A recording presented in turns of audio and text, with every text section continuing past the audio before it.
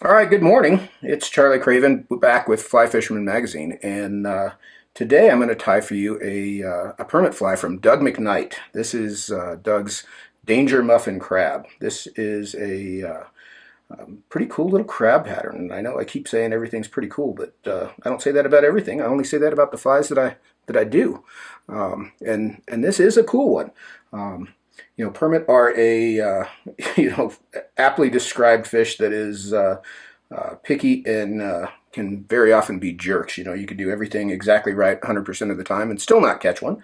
Um, and one of the things in talking to Doug about this fly is there's so little that you can control in permit fishing. His idea of coming up with this fly was that the fly was something that you could control, and to make something that was a little bit more accurate. And he's gone about it in a pretty unique way. This fly, the shell back here, is made out of deer hair and rabbit fur mixed together, which is a pretty unique way to go about it. So it sort of counteracts the natural buoyancy of the deer hair, but still gives us the shape of the shell. And that rabbit fur in there makes the shell and carapace a little softer landing as well. So pretty cool fly, and it's really not that hard to tie. It's a little bit time consuming, but it's really not that hard to tie because there's not a lot of tying involved. We're gonna tie the eyes and the shell back on here and trim that to shape, and then from there it's sort of model building and arts and crafts, which can kind of be fun. So with that, I'm gonna get started here. So what I've got here for a hook is a Umpqua X Series XS506, and this is a 60-degree jig hook.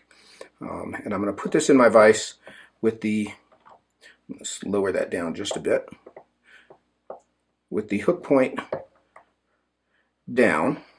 Get you re-zeroed here. There we go. And what I'll do is I'm going to start with some 140 denier light olive thread. And I'm going to start this thread just up here off the upright. And I'm going to make a thread base all the way down to the hook eye. And then back up again. And then I'll run a base all the way back to the bend of the hook. This is just good practice on any fly. Get a good solid thread base down there first. And I'll run right back up to the upright. And when I get there, what I'm going to tie in is a pair of small lead eyes. Small or extra small, depending on the size. We're doing a size 2 here. So these are small. You could even go to mediums here.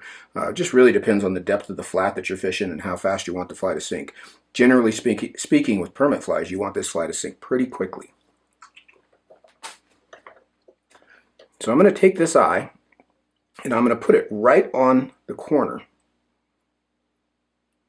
and start to tie it in with some X-wrap. So I've just started going one direction there, and then I'll cant those back and go the other direction. And I want to anchor those down good and tight there. And I'll go back and forth several times. I actually try to build up a bit of a swell of thread around the eyes. And then I'll come around the base of the eyes, between the eyes and the hook. And that's just tightening those internal wraps, those wraps that went around the eyes. That's tightening those down. And then I want to make sure that that's anchored up and in line. Everything's lined up with the hook where it should be. All right, now to add a little bit of additional weight to the fly, Doug likes to add a little bit of lead wire to the shank. And this makes for a fly that's pretty stout, sinks pretty quickly.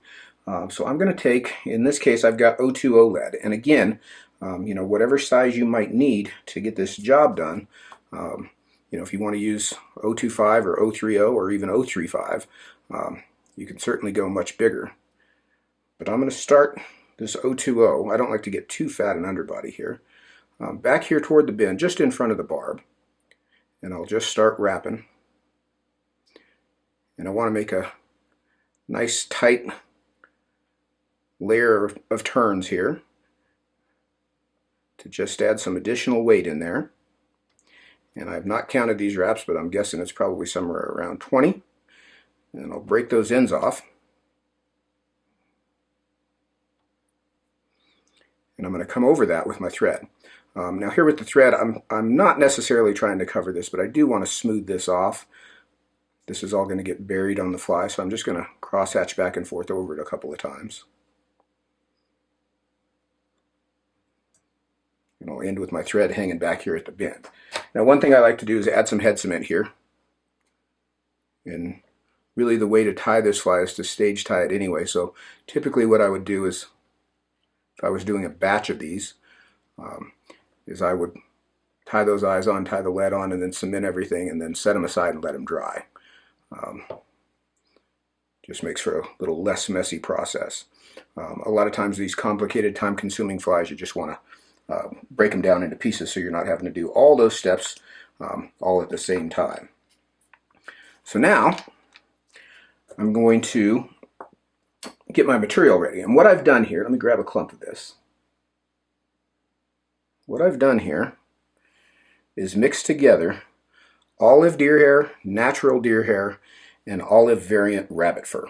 So what I got is a olive variant magnum rabbit strip, zonker strip, and some olive deer hair and natural deer hair. And I just cut the deer hair off the hide, cut the rabbit off the hide, and I mixed it like dubbing. So I put it in a bag, poked some holes in it, and then used a can of air to mix that together.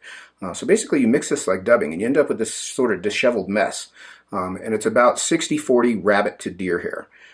So you end up with this sort of dubbing looking ball of material.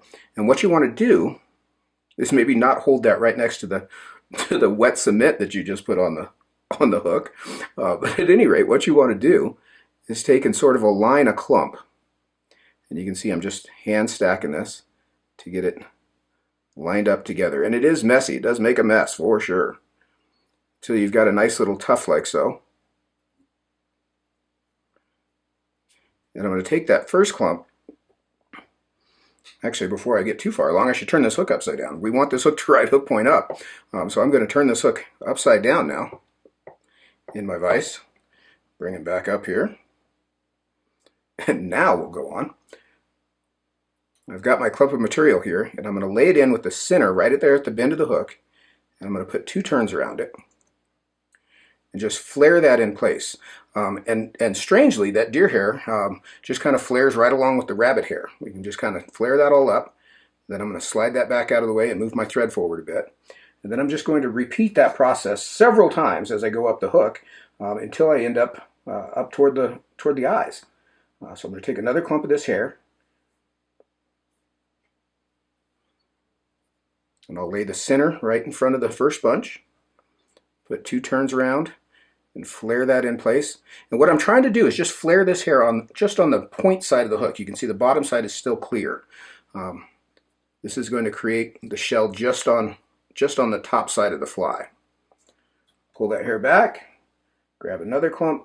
And the amount of hair you put in these clumps, it's easy to get a little bit more than you need, certainly. Get a little carried away with it. So don't use too big a clump. You just end up with a fly that's much more dense than it really needs to be.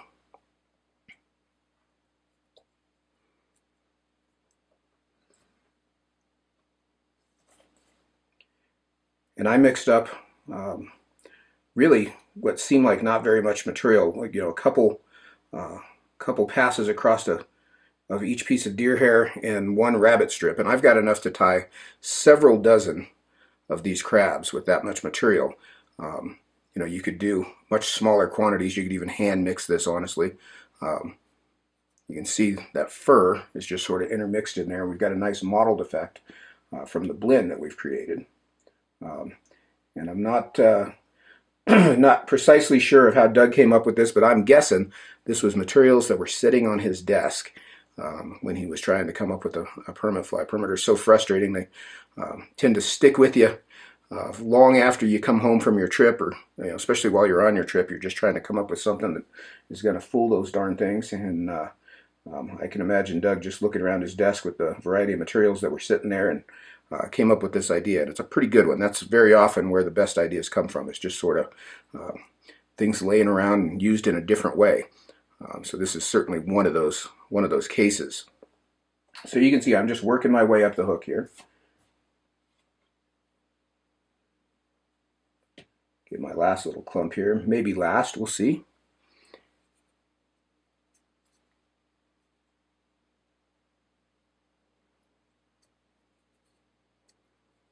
And I think I'm going to sneak one more in there just to round things out a bit more.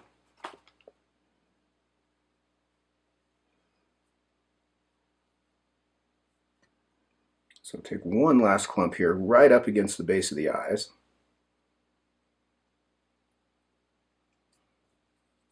Yeah, that looks pretty good. And then I'll bring my thread onto the upright, and that's where I'll whip finish. You can just kind of slide that hair back out of the way and tie your whip finish in there. Now you can put a weed guard on these, and that would just be a mono spike tied here just in front of the eyes before you tie the eyes in. I tend to not love weed guards, so I skipped it on this one, but that's where you would put it in. So now that we've got that in there, what we're going to do now is I'm going to take my dubbing needle and just sort of run vertically through the body, or I'm sorry, horizontally through the body, and pull out anything that I've trapped down. Get it on sort of either side of the hook point here. I'll bring this down a bit more.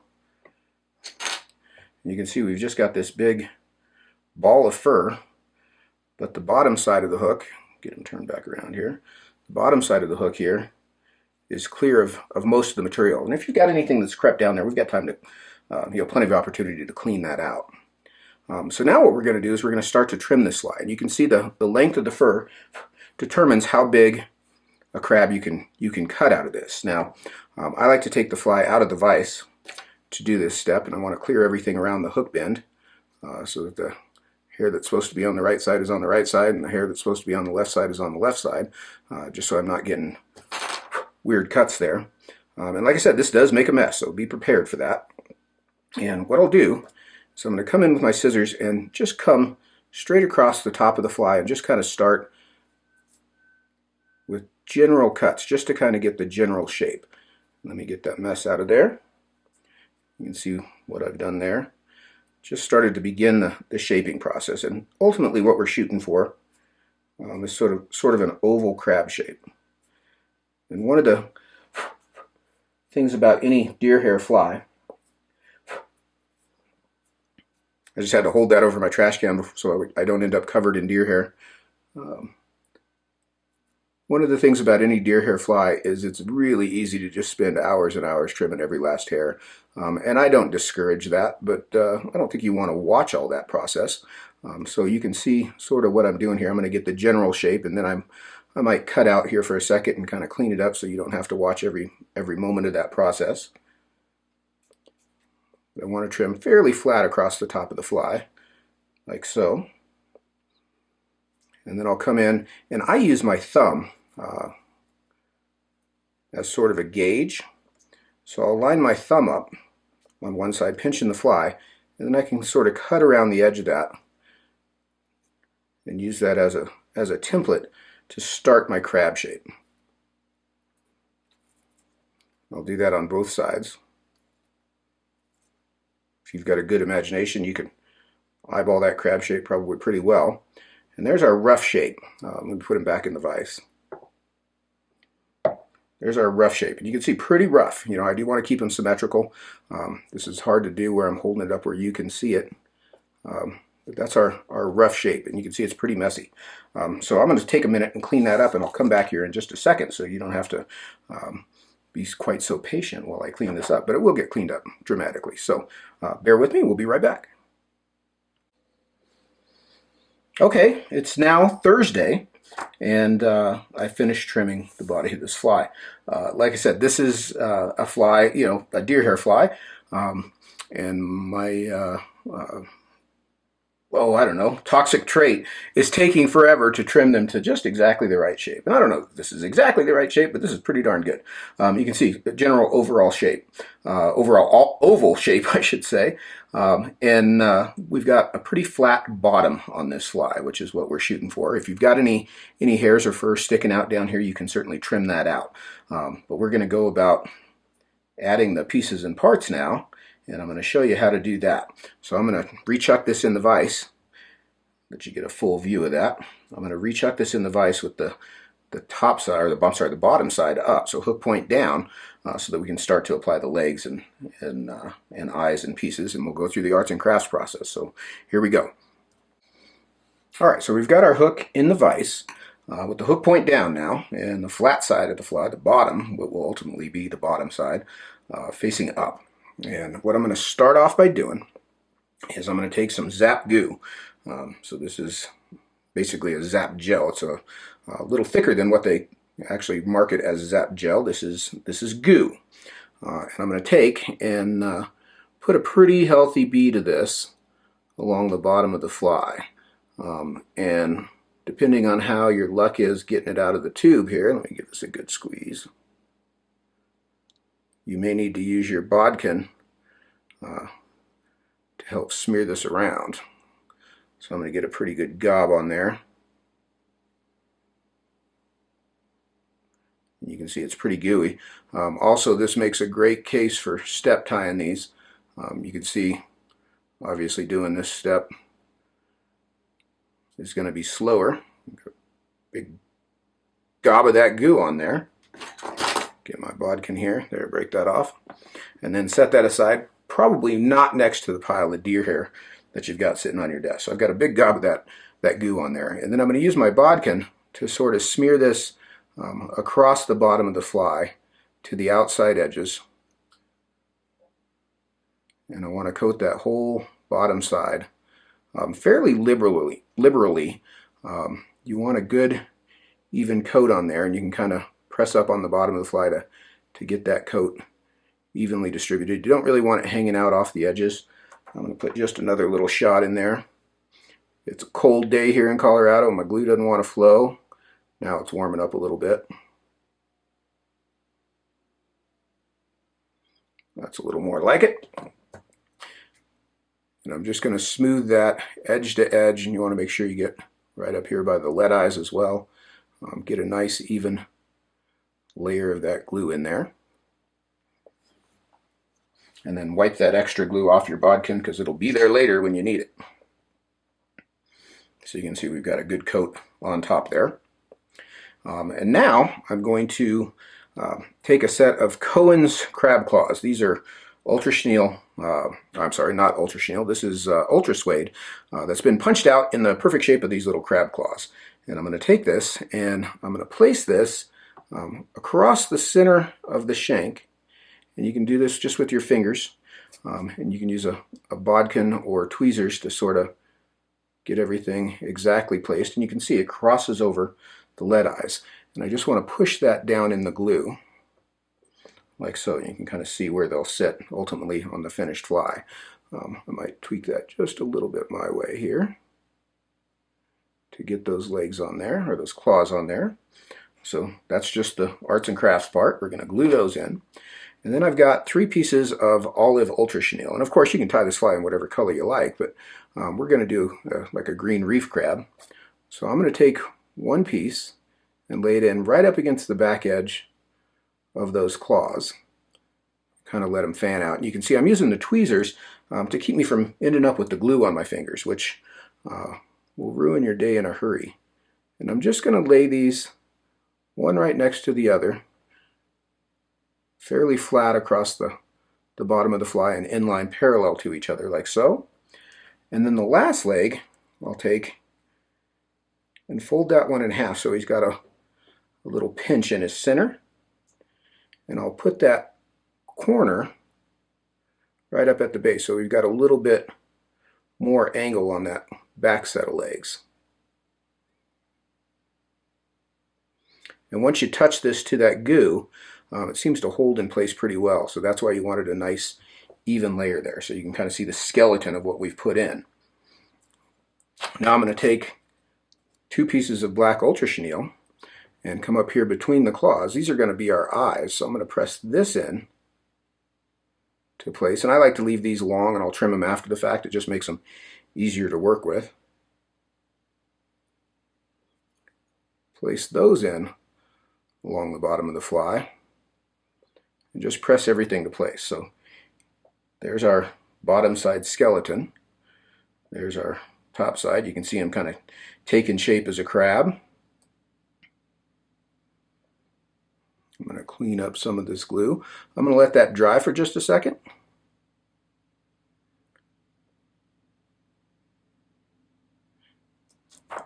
And just kind of get those legs positioned exactly where I want them. like so. And you've got, that glue will take a few minutes to dry. It does dry relatively quickly, but it'll take a few minutes to dry. So you've got some time to sort of mess with that and get things in position. So now I'm going to show you how to cut a piece of furry foam for the underbody of this fly. So I'm going to take this out of the vise and just show you sort of off screen here how to go about cutting a piece of furry foam and applying it to the bottom for the belly of this fly. So let me reset for that as well. Okay, to make the belly of this fly, what we're going to do is we're going to cut a little oval out of a piece of light olive furry foam. And as furry foam comes, it comes in a sheet. This is a piece of Velux blanket, like those cheap hotel blankets. That's basically what furry foam is. If you needed 100 acres of it, that'd be a good way to go about it. Probably find it at the dollar store. But what we're going to do here is, you can see this is furry on both sides. And it's just too thick for what we want to do. So what we're going to do, and incidentally, I've cut this strip, sort of pre-cut it. Let me grab my fly here. Just about as wide as the bottom of the fly. We've got some final shaping still to do. But what I'm going to do is I'm going to start to peel these two halves apart. And once you sort of get it started, you can see there's some mesh on one side, and it'll stick to one side and it won't stick to the other. So what I'm going to do is just start to peel this apart. And you don't want to pull too far because you can actually tear this. But I'm going to separate those two pieces. So this piece is now ready to go. It's got no backing on it. This piece with the backing on it, turn that around so you can see it. If you get a hold of the edge of that backing, once you get it started, it comes off pretty easy as well. But that's how you separate. Throw that backing away, get it out of your way. That's how you separate a piece of furry foam. So now what I'll do is I'm going to come and just cut a little rectangle shape. And generally what I've been doing is I'll fold this in half long ways. And again, just using my thumb as my guide here, turn that around so you can see it, I'll knock those corners off and kind of make an oval shape. Try to keep it fairly symmetrical, like so. I can see my top side there is a little more square than I like it, so I can round that off. And this is, the more of these you do, the better you get at it, and probably a good thing to do all in a row, separately. But we're going to take that piece and set him aside here. As I set him down, I see he's not quite as symmetrical as I was hoping for. But really, we're just going to kind of get a dry shape there. And then we'll pick up our fly again, put him back in the vise. And we're going to add another little coat of glue here to the surface over the top of the legs and claws. So I'm going to pick up my Zap-Goo, and I'm going to put a coat down on top. I've got to squeeze this good and hard. I should have warmed this up ahead of time. If you've got gel that is extra gooey and doesn't want to come out, oftentimes putting it in a glass of warm water will thin it down just enough, make it a little easier to work with. But I want a pretty good layer on there. And again, I'll use the bodkin to sort of smear that out to the edges. You've got to kind of keep in mind what you're about to glue down, which is that piece of furry foam. So it's going to be just ever so slightly smaller than the outside diameter of the fly itself. All right, so now I'm going to pick up my piece of furry foam, and I again typically do this with the tweezers, and I can sort of eyeball the shape, and I actually feel pretty good there. I'm going to lay that in, and then press him right down on top of that glue. And I've been using the backside of my tweezers here to sort of press that down flat. If you press from the bottom of the fly, you can press that up flat against there and create the bottom that covers all those guts, all that skeleton, and the glue down spots, like so. And you can see that doesn't show from the top side of the fly, it just shows on the bottom. And I like to kind of pinch those edges down good and tight. You can even kind of work that glue in there a bit. You can see it's starting to string out a little bit.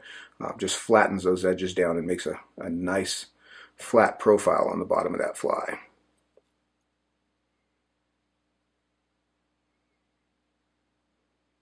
I hate getting super glue on my fingers. You can see that's why I'm always using a tool to press things in so that I don't end up fighting with that super glue for the rest of the day. I've got other things to do. I don't want to be covered in glue. I'm just selfish that way. All right, so now what we're going to do, give you kind of the top view, is I'll come in and I want to trim these eyes off shorter.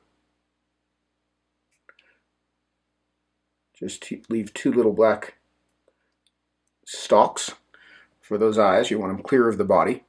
And then the legs are fairly even in length, but I might finish that shape out a bit. And I'm going to take a cigarette lighter, just like you would for a salmon worm, and just singe the ends of those legs to give them a little bit of a taper, like so. And now the model building portion of our program is finished.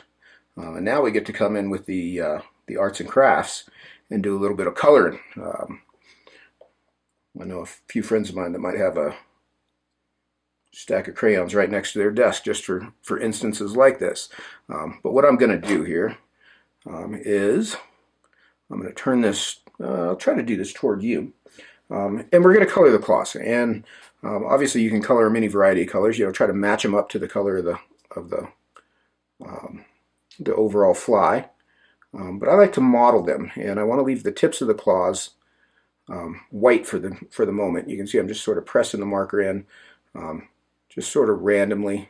And I'm using a chartreuse marker that'll give me fairly bright markings, but you can see there's plenty of white spots left on there as well. We'll put some highlights. Now the bottom side of the claws, some of that ink does bleed through, but you do want to go in and make sure to get the bottom sides as well. And I find that the edges very often kind of want to stay white, so I want to make an effort to color those edges in as well. So I think we're good there with the chartreuse, and then we can just model them up. We'll put a little blue on this one, maybe a little brown.